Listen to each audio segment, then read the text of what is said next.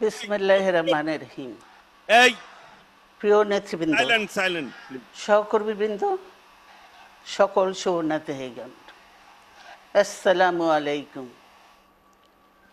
প্রতি বছর মে মাসের এই দিনটি আমাদের পরিবারে আসে এক বেদনা বিধুর স্মৃতি নিয়ে। এই দিনে শুধু আমাদের পরিবার নয়, বরং সমগ্র দেশই হয়ে উঠে পড়েছিল বেদনার্ত ও অভিভাবকহীন।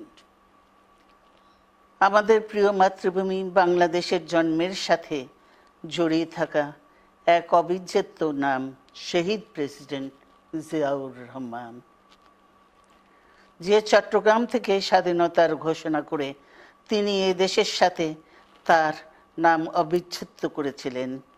সেই চট্টগ্রামেই এক সফল, সৎ, দূরদর্শী ও প্রকৃত দেশপ্রেমিক প্রেসিডেন্ট হিসেবে নিজের জীবন উৎসর্গ করেছেন।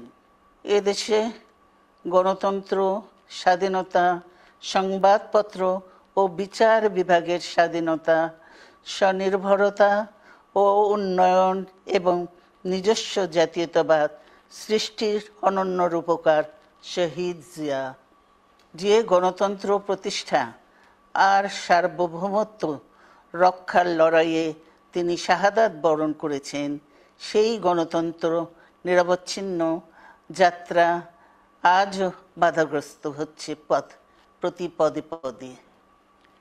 খুব শীঘ্রই আমরা বাংলাদেশকে গণতন্ত্রে পুনঃপ্রতিষ্ঠিত দেখতে পাব। এই হোক শহীদ জিয়ার শাহাদাত বার্ষিকীতে আমাদের অঙ্গীকার।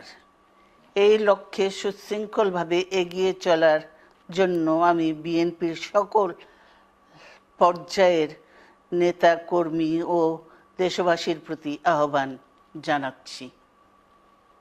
মনে রাখবেন, সবার জন্য গণতন্ত্র ও উন্নয়নের মাধ্যমে সকল সমস্যার সমাধানের যে রাজনীতি শহীদ জিয়া রেখে গেছেন, তা বাস্তবায়নের মাধ্যমে তার প্রতি শ্রদ্ধা জানাতে হবে। আমরা তার বিদায়ী আত্মার মাগফিরাত কামনা করছি। আল্লাহ হাফেজ। বাংলাদেশ জিন্দাবাদ।